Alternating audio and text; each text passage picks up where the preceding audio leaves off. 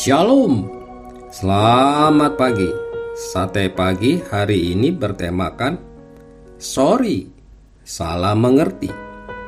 Karya Pendeta Dr. Andar Ismail dari seri buku Selamat Panjang Umur, terbitan BPK Gunung Mulia. Kita berbicara supaya dimengerti, dan kita mendengar supaya mengerti. Berbicara dan mendengar tampaknya mudah, namun dalam kenyataannya tidak. Buktinya, kita sering salah mengerti. Berbicara dan mendengar tidak semudah yang kita sangka. Ada banyak rintangannya. Rintangan pertama adalah bahasa. Misalnya, kalau kita menggunakan kata yang kurang tepat. Ada sepasang suami istri dari Amerika yang tinggal di Cilandak yang mempelajari bahasa Indonesia dengan sungguh-sungguh. Namun mereka sering mengalami kesulitan membedakan kata-kata tertentu. Sang suami sulit membedakan antara kata rumput dan rambut. Pada satu hari mereka pulang dari pasar minggu dengan membawa sekarung pupuk kandang. Lalu berkatalah sang suami kepada tukang kebun mereka, "Bapak, besok pagi sebar pupuk ini di atas rumput." Tentu saja tukang kebun yang sudah tua itu jadi bengong. Sang istri mempunyai kesulitan lain. Ia sulit membedakan kata jendela dan celana. Pada satu hari, nyonya ini melihat bahwa jendela kaca kamar tukang kebun sudah kotor dan tidak tembus pandang lagi. Lalu ia memanggil tukang kebun itu dan berkata, "Silakan Bapak buka celana, bikin bersih supaya saya bisa lihat ada apa di dalam." Bayangkan bagaimana bengongnya tukang kebun itu. Rintangan lainnya adalah adat istiadat, kebiasaan atau budaya yang berbeda. Dalam budaya Indonesia, ucapan "mari makan" hanya merupakan basa-basi mereka. Tetapi di budaya Barat yang tidak mengenal basa-basi, ucapan itu bisa dianggap sungguhan. Misionaris Susan Sandral yang ketika itu baru datang dari Australia mengalami salah paham seperti itu ketika naik kereta api di Jawa Timur. Di depannya duduk seorang ibu tua berpakaian sederhana. Susan menyapa ibu itu sekadarnya. Tidak lama kemudian ibu tua itu mengeluarkan nasi bungkus dan pisang dan sebutir telur asin. Lalu sambil menyodorkan telur, ibu itu berkata, "Mari makan." Susan terkejut. Mengapa ibu itu memberi telur? Namun, Susan ingin bersikap sopan dan tidak mau menyinggung perasaan ibu itu. Oleh sebab itu, ia menerima telur itu. Sekarang giliran ibu tua itu yang menjadi terkejut. Pikirnya, "Wong bule iki kok luwe bener seh? Edongku sijine kok dijirmu." Artinya, orang bule itu kok lapar betul. Telurku yang satu-satunya diambil. Akibat salah mengerti ini, kedua orang itu menderita. Ibu tua itu terpaksa makan nasi tanpa lauk pauk apa-apa. Sedangkan Susan kepayahan menghabiskan telur itu sebab lidahnya kesakitan akibat garam dalam telur asin itu yang menusuk-nusuk dengan tajam. Sebenarnya rintangan yang lebih besar lagi bagi komunikasi adalah rintangan yang menyangkut kepribadian, watak dan perasaan sikap kita. Sifat suka menang sendiri, bicara seenaknya, defensif, kurang tenggang rasa, benci, pemarah, sikap permusuhan, mudah tersinggung, rasa diri kurang, prasangka, dan sifat-sifat seperti itu lainnya adalah perintang-perintang dalam komunikasi antar manusia. Akibatnya terjadi salah ucap, dan salah tangkap.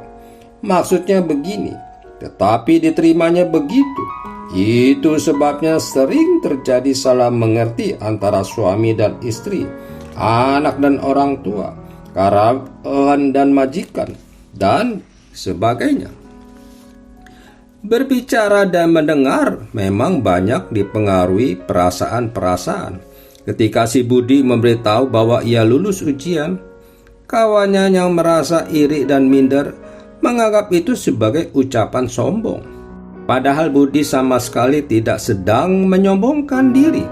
Ketika kita bertanya kepada tetangga kapan ia akan pindah rumah, maka ia berburuk sangka bahwa kita mau mengusir dia.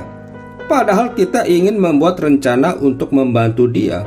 Sebuah kalimat biasa ketika didengar oleh orang-orang yang gampang tersinggung akan ditafsirkan sebagai hinaan dan ejekan.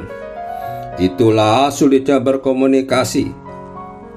Bila kita berkomunikasi dengan berbicara dan mendengar, maka kita saling berbagi dan menggunakan kata untuk mendapat kesamaan pengertian. Namun sering kita kesamaan pengertian itu tidak tercapai, karena tiap orang menafsirkan kata-kata itu dengan konsep yang berbeda dan dengan perasaan dan perangai masing-masing. Jadi, sebenarnya berbicara dan mendengar tidaklah mudah. Kita dapat berbicara dengan fasih, namun seringkali kita tidak berkata-kata dengan bijak. Alat pendengaran kita sempurna, namun seringkali kita tidak bisa mendengar dengan baik. Menarik untuk diperhatikan bagaimana reaksi orang-orang ketika Tuhan Yesus menyembuhkan seorang yang gagap tuli. Orang itu gagap sehingga kata-kata yang diucapkannya kurang dimengerti oleh orang lain. Ia juga tuli sehingga ia kurang bisa mengerti apa yang diucapkan oleh orang lain. Jadi, ia sulit berkomunikasi. Setelah ia disembuhkan oleh Yesus, ia dapat berbicara dan mendengar dengan baik. Orang banyak menjadi takjub. Ia menjadikan segala-galanya baik. Yang tuli dijadikannya mendengar, yang bisu dijadikannya berkata-kata. Tuhan Yesus menyingkirkan rintangan-rintangan komunikasi.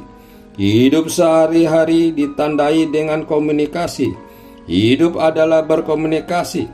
Namun, komunikasi kita mudah menjadi miskomunikasi atau salah komunikasi yang mengakibatkan salah mengerti dan salah paham. Agaknya, walaupun kita gagap dan tidak tuli, kita pun perlu memohon agar Yesus menyingkir rintangan-rintangan komunikasi yang berupa perangai, sifat, dan watak buruk kita, supaya kita pun dijadikannya berkata-kata dengan bijak dan dijadikannya mendengar dengan pengertian, supaya jangan salah mengerti. Amin. Mari kita berdoa. Bapa Surgawi, terima kasih bahwa pada pagi hari ini kami mendengarkan Sate Pagi dan berbicara mengenai komunikasi. Biarlah kami bisa dapat berkomunikasi dengan baik kepada siapapun. Amin.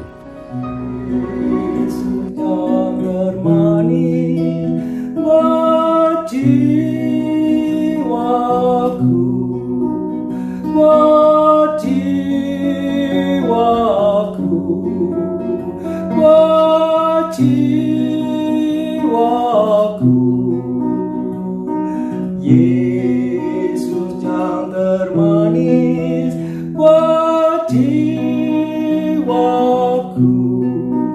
ku cinta selamanya.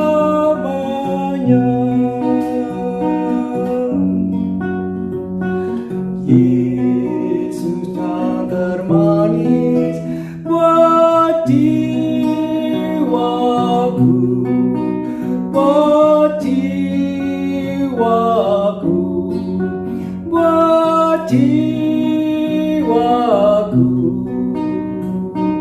Yesus yang termanis